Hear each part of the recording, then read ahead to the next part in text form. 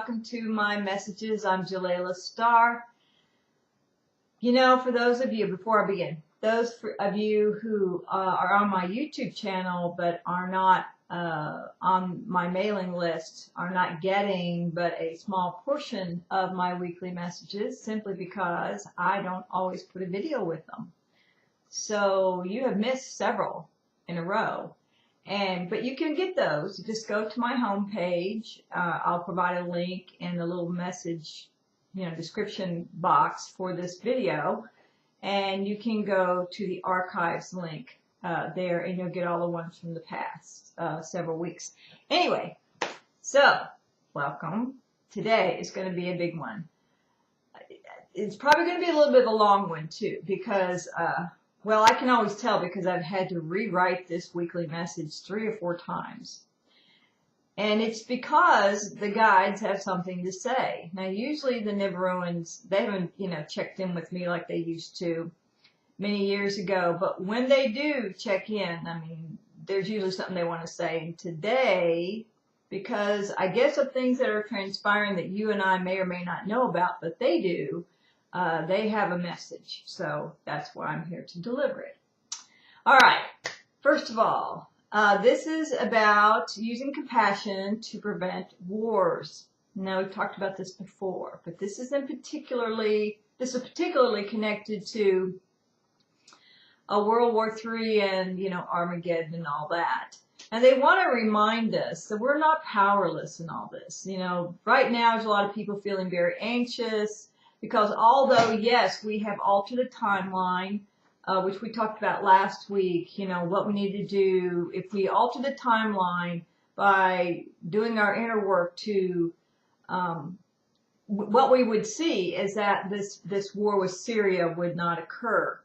And if that didn't occur, then we probably would be preventing Armageddon, because Syria was to be a stepping stone to Armageddon, from what I'm told.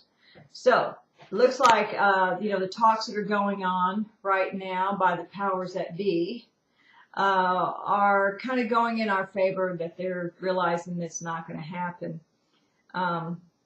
There's things going on behind the scenes, that I'm not going to spend time talking about, about what's really going on. I mean, this whole story they're giving us about sarin gas and chemical weapons, I think that's kind of a cover. But, that's not the purpose of this message, so I have promised not to go there. So, here we go. Okay.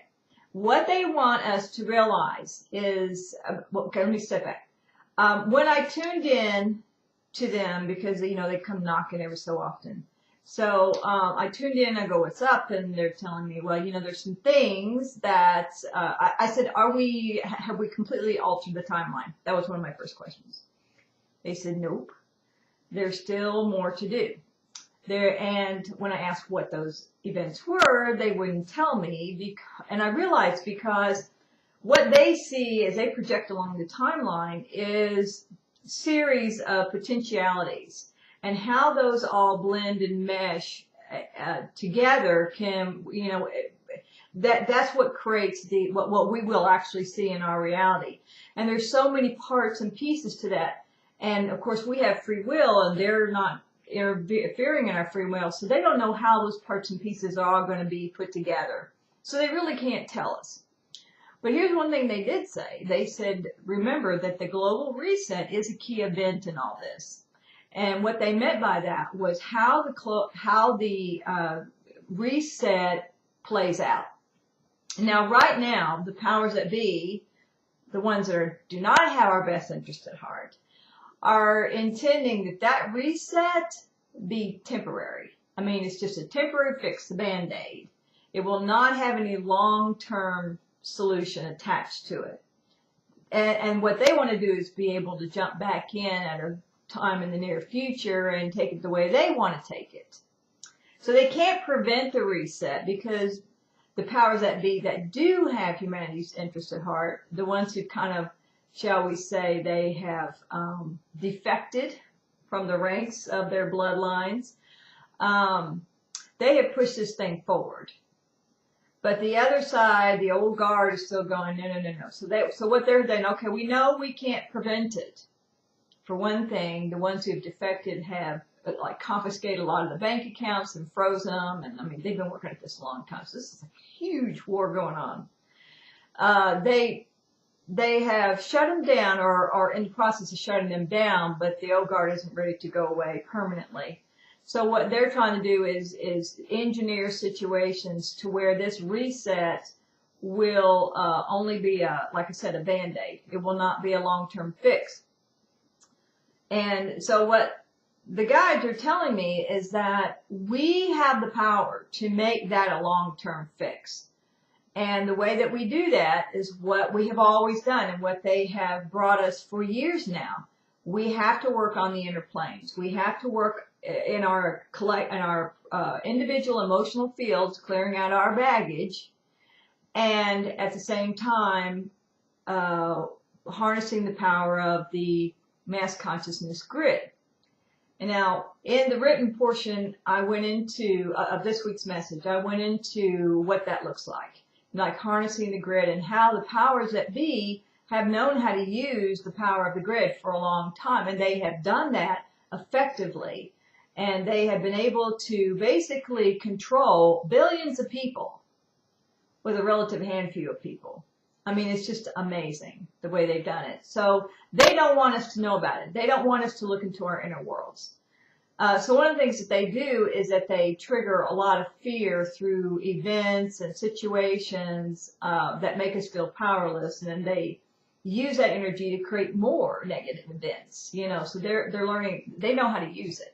So what the Nibiruns were reminding us of is that we are millions of people. We are, there's millions and millions of enlightened, awakened people on the planet. And if we will focus where we have the most impact, we will be able to continually alter the timeline and counteract every move they make. So they said to remind everybody to keep doing your emotional clearing. Use these negative energies, and there's a lot of anxiety going on in the grid right now. People are downloading that energy right now. Use that to your advantage. You remember, the dark ultimately serves the light. Ask your guides to allow that energy to trigger its likeness inside your emotional field so that you can bring old stuck baggage to the surface. Because we all have coping mechanisms, and we have repressed things that we've completely forgotten about. We've been so efficient and effective in doing that. And so when it comes to clearing out our own fields, we can't get to some of that stuff. So we can use this anxiety and these fears to trigger that stuff inside of us if we ask our guides to help us. The other thing they said, is to remind you that there are tools on the planet that you can use to help you with that. Like to help you with triggering, do a liver cleanse. My God, it's the most effective thing. It's like blows the lid off of everything. The second thing is use tools once it does come up that enable you to take full responsibility for whatever that situation is and release the people involved from blame. They didn't say forgive. They said release from blame. Because when you release everybody else from blame and you take your full responsibility, then where is there a need to forgive? Forgive means I'm forgoing the right to continually blame you, but you're still to blame. You're still the victim when you forgive. I forgo the right to remember your sin, but you're still to blame. That's what it is. So with forgiveness and release, you say there is no sin because I created this event. I co-created this event with you. I asked you to play the role. I get it. I get what you were trying to mirror back to me about myself, how I treat myself. And therefore, thank you very much. I know that was painful for you. And I release you from blame. Bless you. Let's move on. So when you get to that point, you get to that feeling of compassion because you can't get to compassion if you still feel like the victim. Anyway, that's a sidetrack. What they're saying is continually go in there, use these energies that the powers that be are triggering in us and moving up into the mass grid, mass consciousness grid to control us right now. They're trying to create as much static on our channel as they can so that we can't access our guidance because we're so in fear. Because you know, when you're all freaked out, you can't think logically and you can't feel, you can't hear your guides. It's like you're cut off. They're trying to do that right now. So just know that's happening, and it's heavy right now because we have been successful in altering the timeline, stopping them temporarily, or at least at that step. So they're going to counter move, and they're doing it by releasing a tremendous amount of anxiety.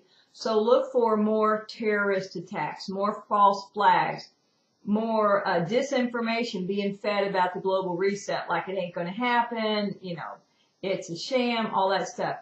Know that they're trying to do everything they can to trigger us, to stop us. To step back and remember, the dark ultimately serves the light. So use those triggers to, you know, and like I said, in conjunction with your guides, to pull up your own stuff so that you clear more. And remember the final thing they kept saying to me, because they want to make certain I put this in the message, is that every time you clear something from your emotional field, you clear it from the grid. And if you do it by achieving compassion, like you take full responsibility, so therefore you achieve compassion, which means acceptance of all things as having value, you're replacing that energy, that anger, shame, guilt, blame, and resentment in the grid with compassion. Compassion is the one frequency that neutralizes all polarity. It neutralizes all conflict. So if we're all putting compassion back into the grid, we're taking anger out, victimhood out, fear, powerlessness out, and we're putting compassion in. That frequency travels faster than any other frequency, so it moves through the grid faster. And then people can download that. So what happens is it helps empower other people, and it helps them to make good choices, like don't buy into the fear of the powers that be. Don't be triggered. Or don't make this choice that will hurt you in the long run. And so it has tremendous impact positively within the grid. And as it spreads through, it neutralizes possibilities of conflict. So the powers that be, they're trying to work, you know, to stop this whole shift of reality.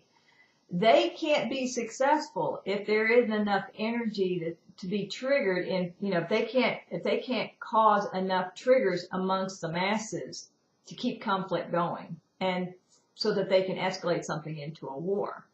So in a way you could say that compassion is the neutralizing factor for war. In other words, when there's compassion, war cannot exist.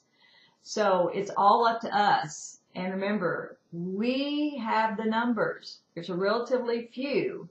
We are many. We can do this. Don't give up. This is where the fight is the toughest. Remember, you and I came here to this earth at this time for this reason. So we all got to put on our big girl pants or big boy pants and suck it up and keep going and know that, hey, we're succeeding. Can't beat that. Have a good week. Bye.